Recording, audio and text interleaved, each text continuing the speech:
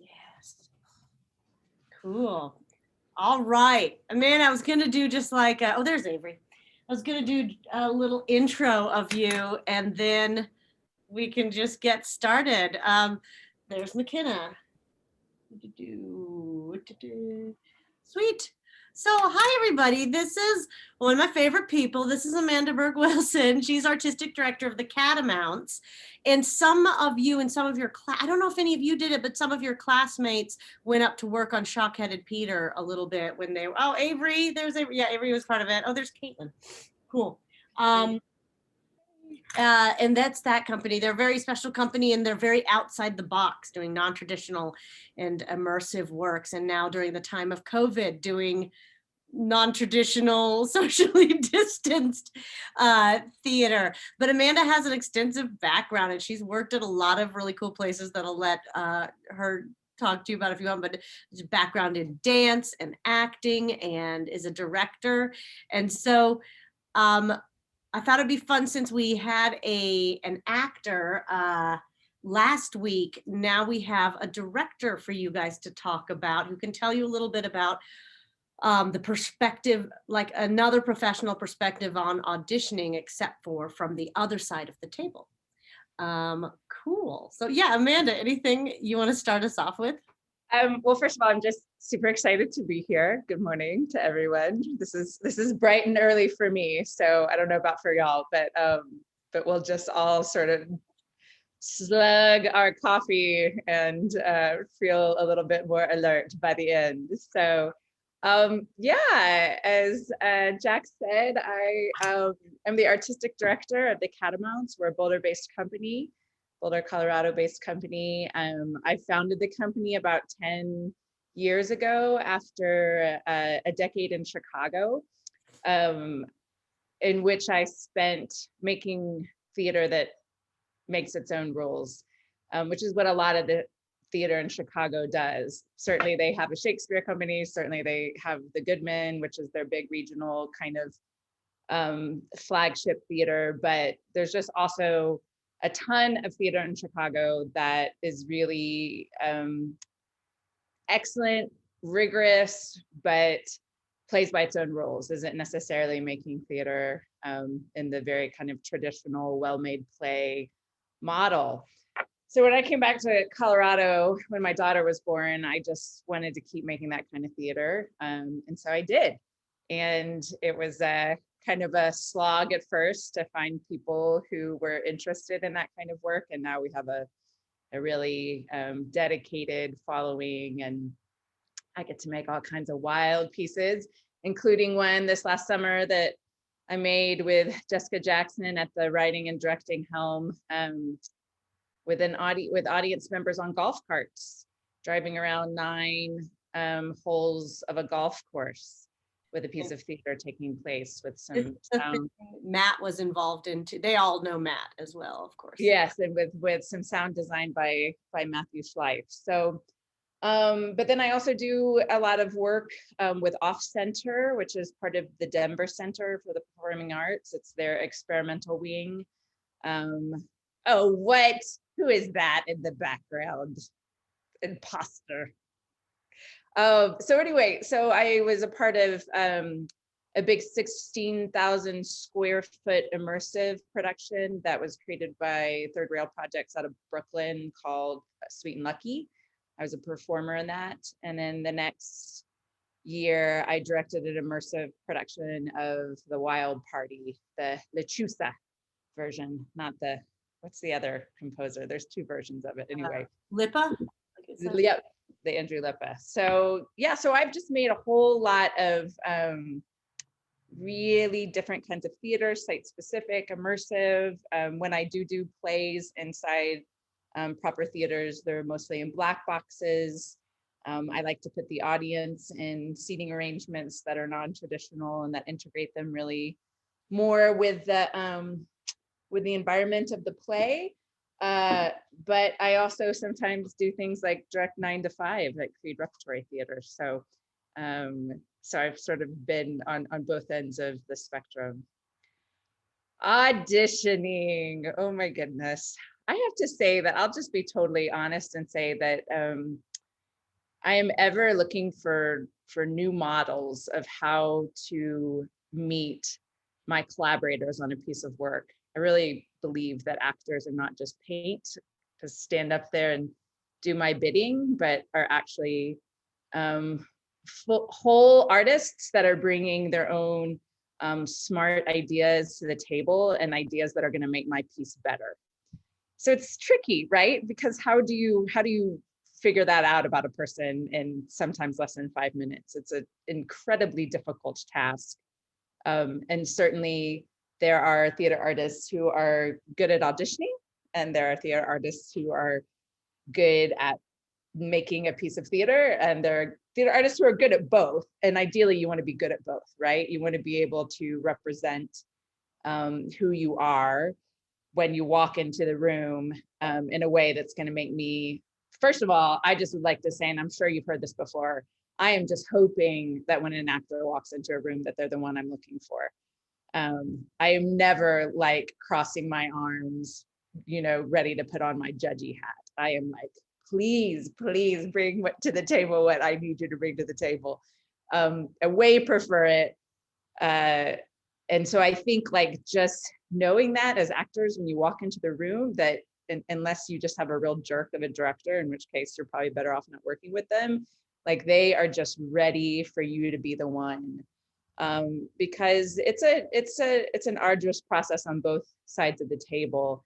And so when that person walks in who I know is kind of comfortable in the moment and ready to really kind of show me who they are, I am super excited for that aspect of things. What else about auditioning?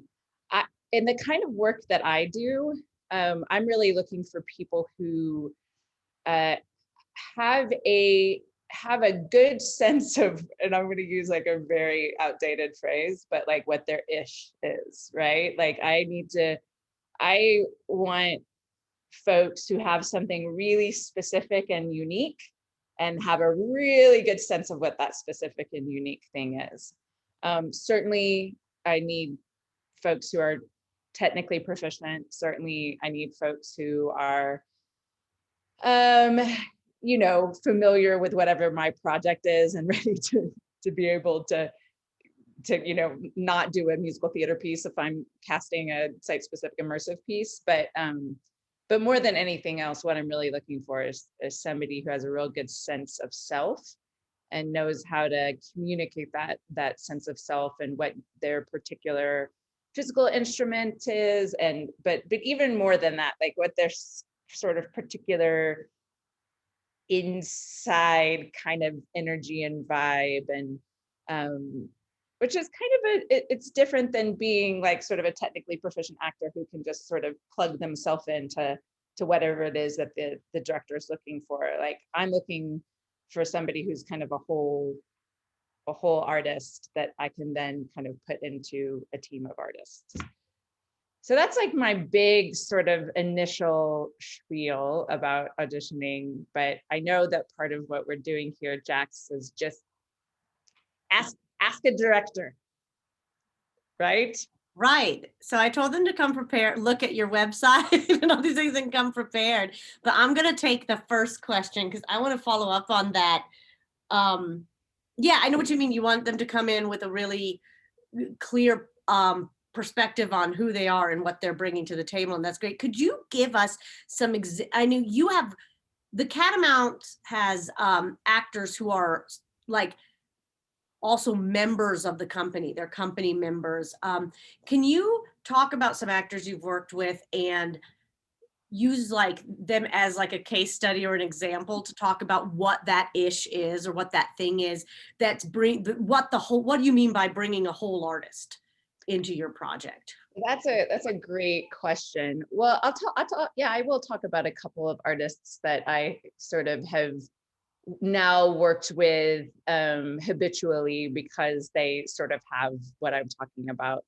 The first is an actor that I actually initially saw. His name is Jason Maxwell, and I saw him in oh gosh, it's this very difficult to watch play about a rape. Oh, what's it called, Jax? Is it Is it Exit? extremities? Is it extremities? Extremities. Oh That my is so difficult to watch. I don't recommend it actually. Like, I don't know that it's a piece that I think is like super. Anyway, we won't get into Not the really a sensitive treatment of the yes. And I saw him play the rapist, and so when he came into my audition, I just was like, I no, thank you. But in fact, he's this very whimsical, ebullient, goofy, quirky actor. And he's very funny, but also very like, he's sort of more character actor, but has a certain amount of straight man looks. And when he came into audition for this piece, it was at one of our early pieces called God's Ear, a wonderful, wonderful play. I don't know if you know it. It has wonderful monologues in it, actually. So yes, so it's called God's Ear. It's by Jenny Schwartz. Just a beautiful, beautiful play. And he came in, and I was casting a role that was, he had to play a flight attendant, a female identified flight attendant, and a GI Joe character. That is sort of, it's a play about grief, and it's a play about a couple who've lost a child. So the GI Joe character and the GI Joe character comes to represent kind of the loss of the son. And anyway, really odd kind of characters to have to embody, but he had such a sense of play that I was like, this is a guy who's going to be able to come in and really embody both of these characters without making fun or without doing something stereotypical. He just has a way of being playful. And that has continued to serve the work throughout, because he just is, his particular quirkiness and just sort of the way that he holds life lightly makes him this just fantastic, like endlessly collaborative person to be able to bring in. So I'm sort of constantly bringing him into pieces, and our audience loves that. Like, they just, because that sense of play extends to the audience as well. Another actor who I have worked with pretty habitually is a woman named Tracia Ferris, and she's quite young. She's probably only a couple years away from where y'all are, and she is a real kind of like centeredness in this strange way, and she is a very quiet actor, sometimes to a technically challenging place, but also has like kind of a sense of stillness that I am really interested in, that has worked really well in certain pieces, because she kind of has this ability and a space to sort of, by not doing much, kind of like pull all of the energy towards her. So these are all these kind of like woo-woo little things that sound a little bit crazy, and yet if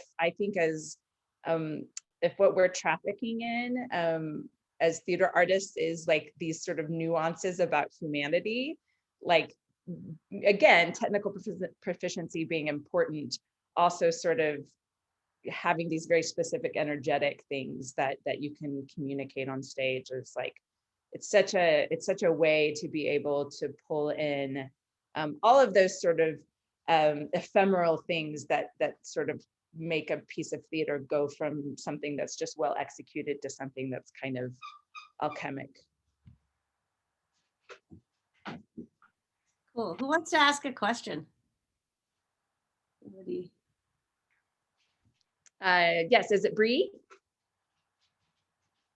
Yes. Hi, Bree. Hi. I guess my question is, like, you talked a lot about kind of what you're looking for in actors, but on the flip side, are there any kind of like red flags that someone will either do or say, or like a vibe they give off that you just like don't want to hire them or cast them or anything?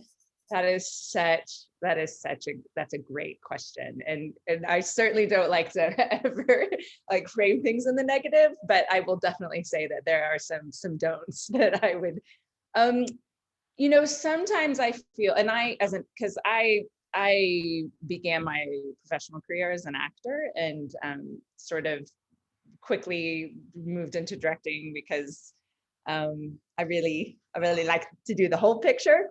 But I get this as an actor. I think sometimes I feel like an actor walks into the room like they're entering into some sort of antagonistic relationship with me. And I think that's just because it's hard. It's so vulnerable. Like, this is why I'm saying I wish we had a better way to do this sort of process, because it's really weird and vulnerable to like sort of stand up there and be like, take me or don't take me. It's I think it's easy to think about auditioning in that way, even though, again, I think most directors are hoping that you're walking in as the person that they want, or frankly, that you just might not be the person that they want, just for things that have nothing to do with anything that you can control, right? Like, they just have everything to do with, again, that sort of type that you are, or that ish that you have, that just isn't a good fit for the particular roles that they're casting. So I would say putting out kind of an antagonistic vibe is already, for me, like okay, this is going to be tough for me to try to connect with you if you're already assuming that I am going to make some terrible judgment about who you are. I think not knowing the piece that you're auditioning for is a big no. Sometimes it's hard, right? You're auditioning for a new work that you can't get your hands on the script.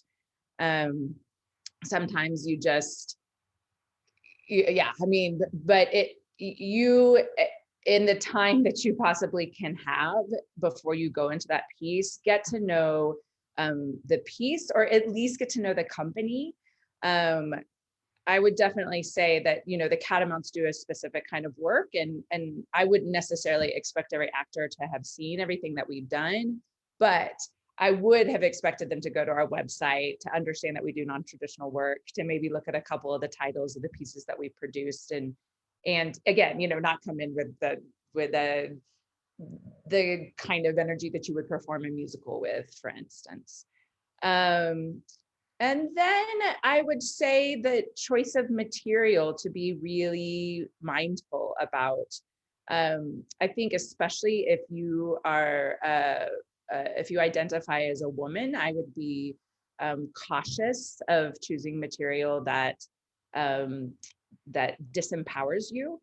I think that, unfortunately, there's still a lot of material out there that's sort of dated and portrays women as victims or needy, and not to say that the ability to play those characters might not be something that you will have to do, but I don't know that I would necessarily, I don't know that I would choose that material, because especially as a director who identifies as a woman, that's not necessarily like, I would like to cast like similarly sort of empowered women. And I would say the same for material, which is, I don't care about language, but something that is sort of like really difficult to hear, I think is, again, really what I'm looking for is who you are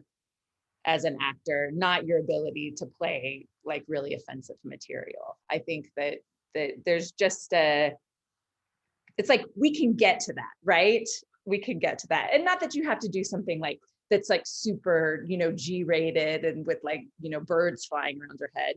But I also just think, like, be mindful of how, if I'm seeing you for the first time and you're playing a character who's quite off-putting, that I might just be like, why is that the way that they want me to get to know them? Like, so I don't know, Jackson, do you feel that way? I think the way I kind of cage it is like, sometimes in an audition, somebody's coming in doing, like, they can come in and like, yeah, because I don't care about, you know, F-bombs or any of that stuff, because that's kind of not what you're talking about. I think it's more like if they're coming in and sure, there's a difference between coming in and doing something that, you know, you're putting a lot of truth in, but isn't like going to like cause everyone in the room to want to run away. But then there's also like, there are sometimes actors who come into the room that like it feels like their intention is to be the biggest edgelord possible and to actually challenge you to make, like, let's see how uncomfortable I can make you. And Mhm. these are also usually the same actors who want to use me as their scene partner when I'm sitting behind a table trying to like just like take some notes and stuff. So yeah, I think it's like, you know, once we get to our point in this class about like how we walk in the room and how we hold ourselves, there's a little exercise I want to do with like walking into the room with different intentions. And if you walk into the room with the intention to prove that you're the greatest edgelord, that's one thing, rather than to walk into the room to be a good collaborator or something positive. I don't know. That's the way I sort of think about it. But I know Yeah. what you're talking about. There was a Yeah, guy who dropped his I- pants in an audition once for me. yeah. And I was like, wow, that was a choice. Yeah, I did.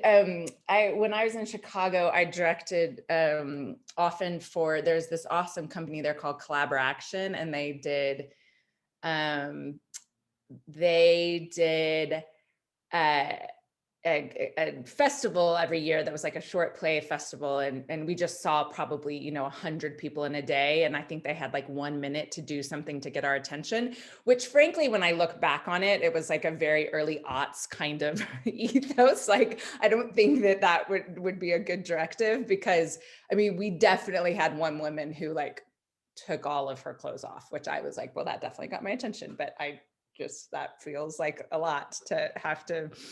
But that was also probably the fault of, you know, yes, but that, I love that expression, Jax, the edgelord. A couple of things that I would say, Bree, and everyone, is if it's a cold read, like that's such a gift, right? Because then you really have the material. And you don't have to make a guess at kind of what, you know, how to plug your particular monologue into the project at hand. I actually prefer cold reads. I very rarely ask people in auditions to come in with a monologue, because it sort of feels pointless to me. Like, why not just have you read the play that I'm directing, as opposed to like, you know, yeah. And again, like, just know that piece. I don't, you know, there's a different ethos in different towns about whether you need to be off book or not. I don't mind. I would rather somebody have the piece in hand, if it's going to make them less nervous, if it's going to make them sort of able to kind of drop into the material. But I have also had people come into auditions where it's very clear to me that they have not like even read the side before they come in, and then I just feel a little bit like, come on. Like, it's a 1 minute thing, you can at least be familiar with it, you know. Those are my don'ts. I'm gonna hijack it again and then I'll open up to questions.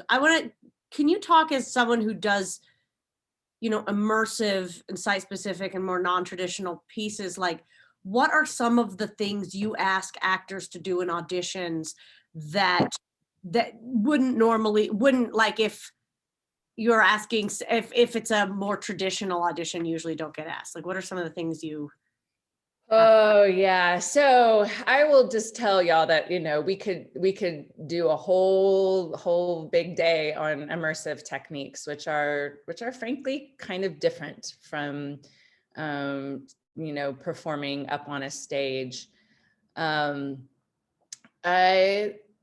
So in immersive work, I think it's even more important to come in as yourself, because, and everybody here is familiar with what I mean by immersive.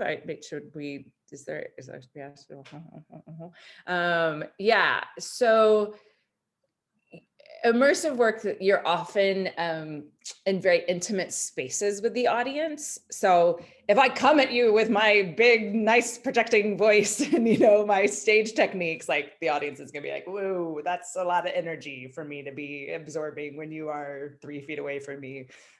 Obviously, this is all in pre-COVID times. So there's a scale, just awareness. Zach Morris, who's one of the artistic directors of Third Rail projects out of Brooklyn, talks about it more as the kinesphere, meaning just kind of your sort of your physical space that you're inhabiting with the audience member. That you have to remember that it's a lot smaller than your kinesphere when you're in a proper theater, right? I mean, how big is the theater there at CMU? Like a 600 seat cavernous. Yeah. So We have a black box too, which is my favorite, but yeah, the big one is big.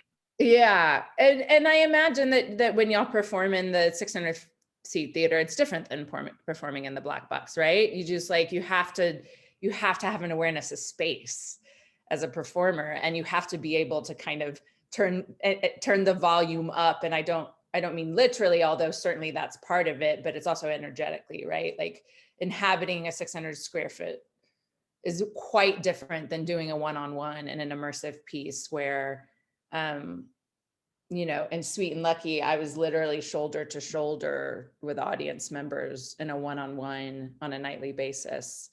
And I had to bring it way, way, way, way intimate. So but it's also about really in immersive work, even more so kind of drilling down into like your particular energy, and being able to kind of hold that and to hold space in a way that's authentic, that doesn't feel as performative.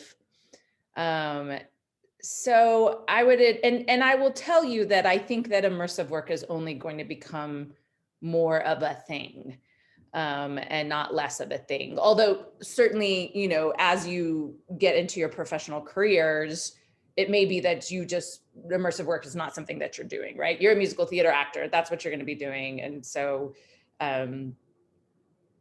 you don't even audition for those pieces. But I will say that I do think immersive work is not a passing fad. I think it's going to become, especially as we return to theater after COVID and people are really craving three-dimensional space. I think that there was a great article in the Times recently that was like, a lot of investment right now from like the for-profit side of theater is in immersive. So I think it's an important field that if you want to be a professional, especially if you're a straight actor, is to think about those techniques. So yeah, it's about being able to pull it in.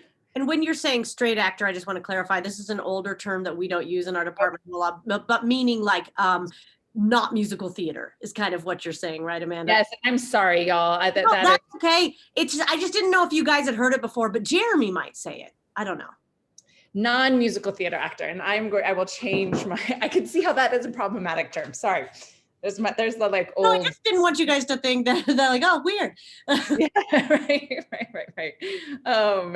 So yeah, so I think that it's about pulling it in. It's about being able to go into an audition and really kind of being able to be yourself, which it's hard to sometimes be yourself, right? But kind of knowing how to do that in a room is really key to those kind of pieces. Cool. Let's open it up for more questions. I'll stop asking questions. So that Shauna is raising her. Hi, Shauna. Hi. I was just wondering how you would compare the theater or the audition scene like from Chicago to the Denver area, how you would like compare and contrast those. That's a great question. First of all, let me just make a plug for Chicago. If you are someone who is considering going to a big city after you leave CMU, and maybe New York doesn't feel like the right fit, I personally think it's the best theater town in the country. But it's a really accessible theater community there. There's a lot of theater. I had forgotten until I went back to visit a couple years ago, like every neighborhood has a little storefront theater. It's just very much part of the kind of fabric of life there. And there's a nice kind of continuum, like you can start out in kind of a low paying storefront theater, but the bigger theaters really pull from the talent there that comes from those storefront communities. There's a lot of fluidity between the bigger theaters and the smaller ones. In fact, one of my peers when I was there was one of my directing peers who I worked with through collaboration was Kimberly Senior, who directed Disgraced on Broadway. Like that's the kind of fluidity that they have there, is that, you know, because there's so much kind of good talent that's coming up in the sort of scrappier theaters, that it's really easy to kind of have that trajectory. I would say that Chicago is just a town that is probably for lack of a better way of saying it, Shauna, just a little more professional. So, and Jax, you can probably speak to this too from your rounds that you did between Denver and Chicago and New York. But I think it's more competitive there. So y'all are lucky because you're coming, I didn't even ever have an audition class in college, and y'all are coming out of it really with some good skills. So that's one real kind of notch in your belt there to be able to go to that town. Which is not to say that Denver is not professional, but I just think that out here, there's maybe I'm trying to think of kind of how to say this. It just maybe folks who are, who do it sort of like, who audition sort of less habitually than they do out in Chicago. And so I just find that sometimes I can feel the rustiness of people in the room, which is, you know, just a reason that if you show up in a Denver audition, like with your stuff together, you are going to stand out because there's also lots of really wonderful professional actors out here, but there's also sort of more of a range of folks who are a little bit, just like not as practiced at the auditioning sort of circuit. I also just feel like in Chicago, just the sheer quantity of the work going on, like dwarfs Denver. The amount of theaters doing work and different kinds of work, the diversity of work in Chicago is greater. So it's just like in Denver, if you're lucky, like what, you'll get an audition every 2 weeks or something. Whereas in Chicago, you could be auditioning multiple times per week. I also think for those of you like Shauna, who asked the question, who have a solid improv background, Chicago is a pretty good choice for y'all. Mm-hmm. And improv skills in general, I would say, also in immersive work, I'm finding more and more that I'm looking for actors who know how to deviate from the text when is appropriate, and know how to really kind of, because if you're interacting with an audience, they're nightly throwing you different stuff. And I have worked with actors who that really is like, that's really hard for them because they're so used to kind of being in control of the moment and of the material. And an immersive work, like, I mean, the show that I'm directing right now is a Zoom piece it's based on a whiskey tasting. And there's all these sort of scripted moments in which the audience is engaged. And I mean, the show reports are hilarious because it is just a different show every night. And the actors who can roll with that, who can really kind of integrate that, that's an ace in your pocket. Cool. Another question? Who else has got anything they want to ask? Shauna, you got more questions? Just go. I'm sorry. This is like very specific to me. But I also stage manage a lot, and I was wondering what your thoughts are on like actors / stage managers and what the balance is of that, and if you think there like is a balance to that. That's tricky. I'm going to just be totally honest. Good stage managers are so hard to find that if you identify yourself as one of those, you might, people might want to hang on to you as that. I mean, it's tricky. It's tricky. I have one woman here in Denver who stage managed for me, was an assistant stage manager for the Wild Party, and then has auditioned for me a couple times. She just also just hasn't been a good fit for any of the work. But I think that's a hard thing, Shauna. I mean, I don't know that I have the answer to that. We are really a stage manager. We have a dearth of good ones here, and if they're good, they get like almost immediately sucked up into the LORT companies. So yeah, I think you just have to, you might want to make, I hate to caution you this way, but like, you might want to be careful about like endearing yourself to a company as a stage manager too early on in your career. I second that. I mean, at Creed Rep, like, you know, by the time people were coming to stage manage with us, they were sort of already concentrating in that. But I would, if I like somebody who I liked as a stage manager, or an ASM who are also like, it's like finding a diamond, right? You know, like I would never, even if they were like, hey, can I audition for you? I'd be like, weird. Yes, you can, but you're a really good stage manager. And frankly, those are harder to find for us. So why would we cast you? Because already, like, we're going to probably pay you more as a stage manager. And like, I can find so many great actors, but man, when you find a good stage manager, it's like, yeah, it's sort of impossible to let them go. And then they inevitably get a job that pays more at a bigger theater, and you're like, no. So yeah.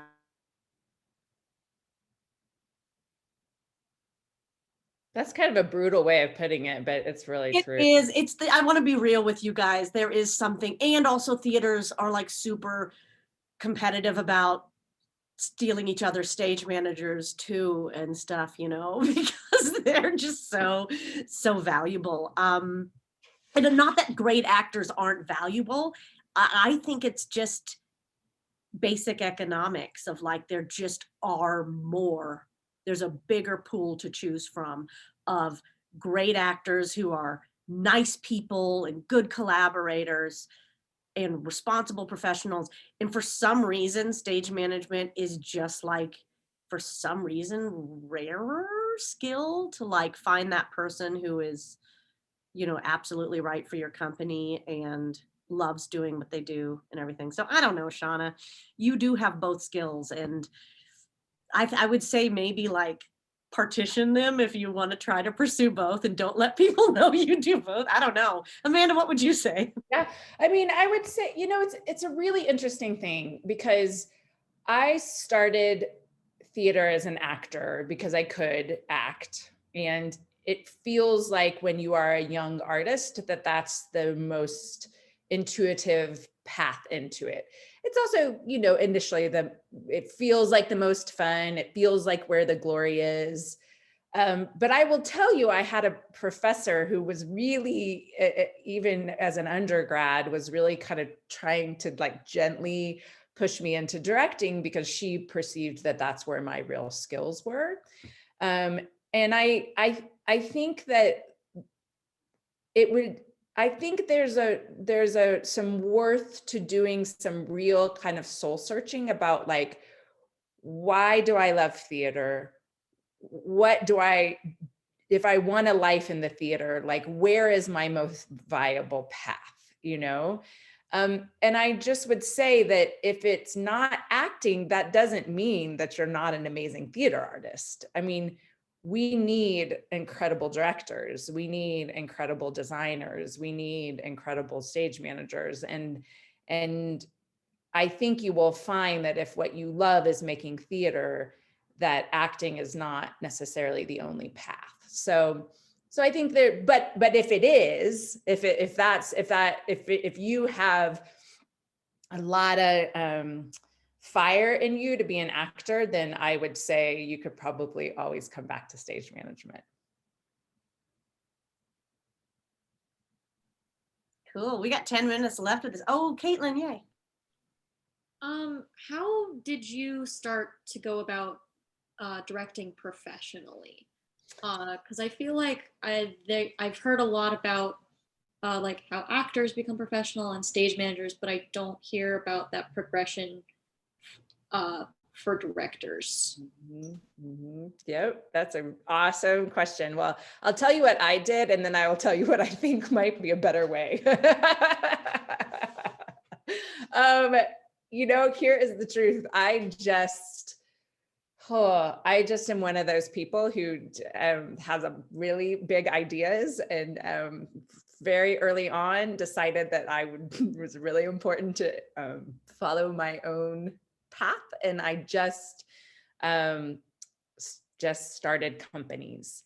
So I did a professional internship in Memphis, Tennessee, right after undergrad at their Lort Theater there called Playhouse on the Square, as an actor, and got a whole bunch of professional credits, and then moved back to Denver, where my folks are here in Boulder, and worked professionally here as an actor.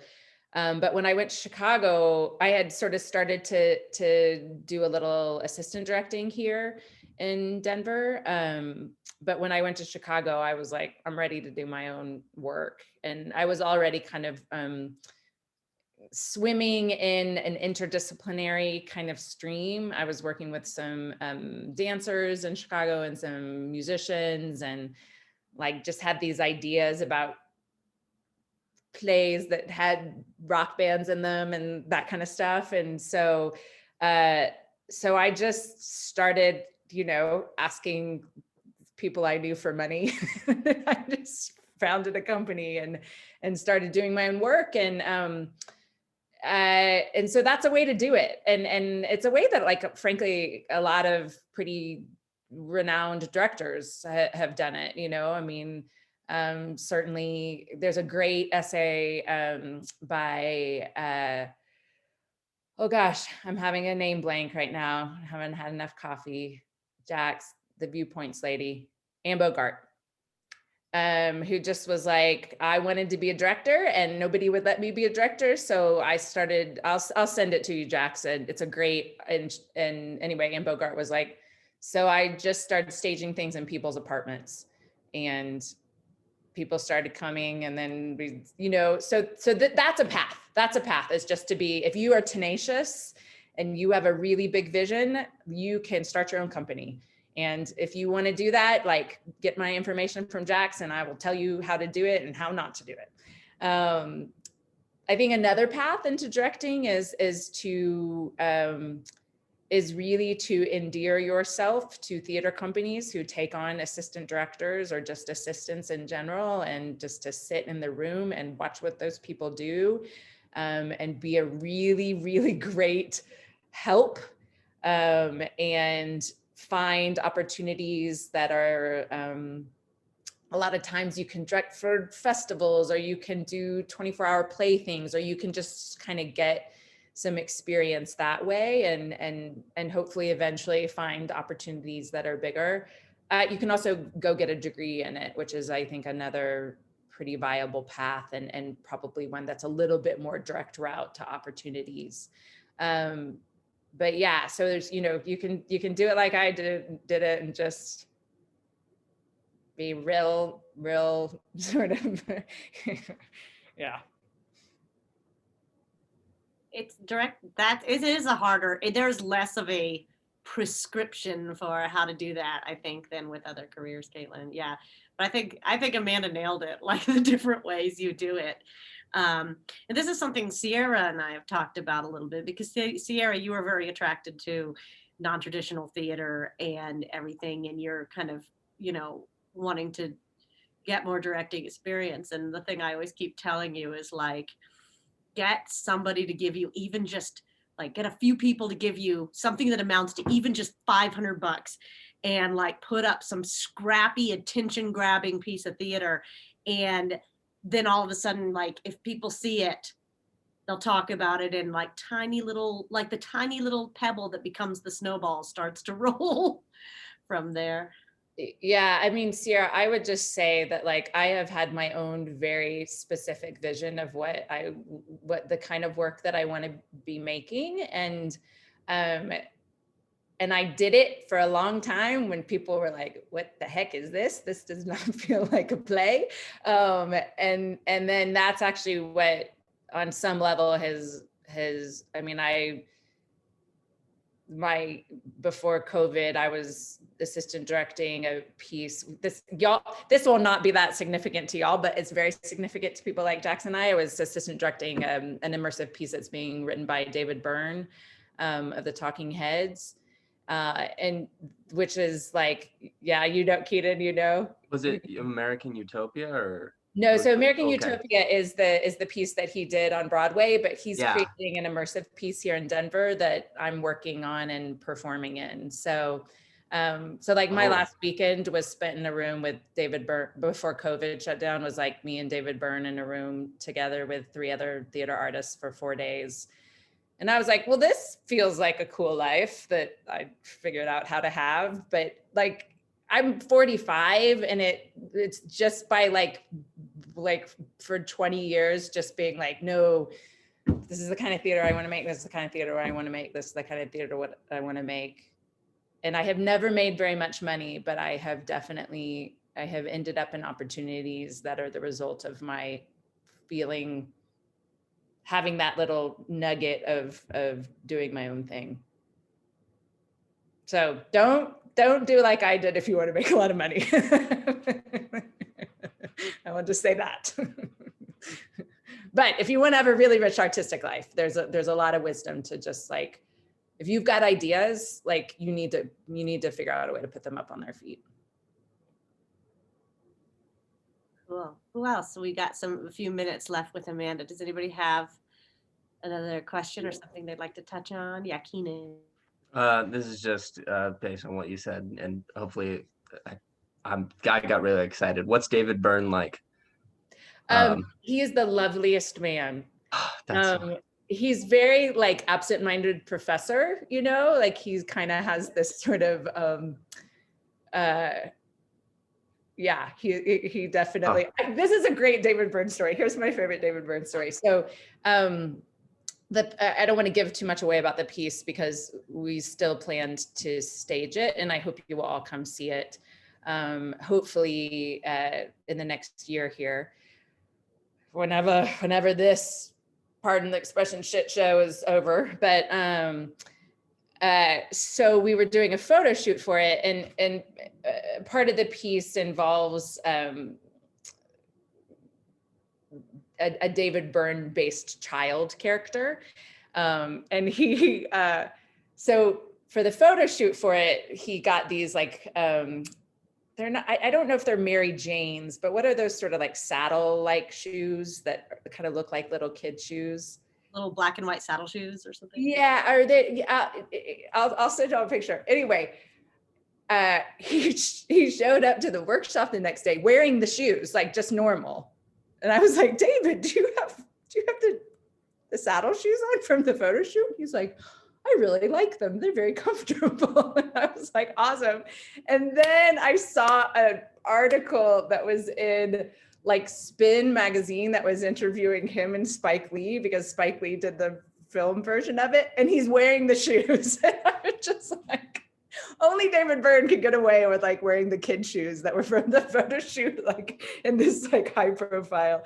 So he's just an original, I mean, back to what I was saying, he's just one of those people who's this very, and the piece that we're working on is very in keeping with like, the 40 years of work that he's done first as a rock star, and then, and some of his visual art stuff. I mean, he just has these very specific themes that he's pursuing as an artist. And there's something that's just so cool about realizing that you can have that kind of a career just being your own strange original self, Yeah. Thank you so much. Yeah. Cool. Well, in our last minute here with Amanda, does anybody have any other pieces of advice about Denver, Chicago, immersive theater, life advice? Anything? Yes, Sierra. Okay, this kind of goes back to the whole directing, acting side of things, but I've just been told a lot that I should like do acting like a lot until I can get opportunities as a director. Is that like another route, or I just hear that and I'm like, oof. Yes, actually, Sierra, I'm so glad you said that. You know, I don't act much anymore, but that actually was a big path for me into getting some of the opportunities I did at the Denver Center. I was in Sweet and Lucky as an actor, and I was lucky, haha, because I also have a dance background, and that piece had a lot of movement. So I showed up to the audition, you know, being able to be like, I can kind of remember how to dance, you know, and they needed people who were actors and dancers. And yes, I would say that another way of getting to know companies is as an actor first. That is, thank you for bringing that up. I totally forgot that that's how I've had some opportunities. So, and Jax, that's kind of how you got into it as well, right?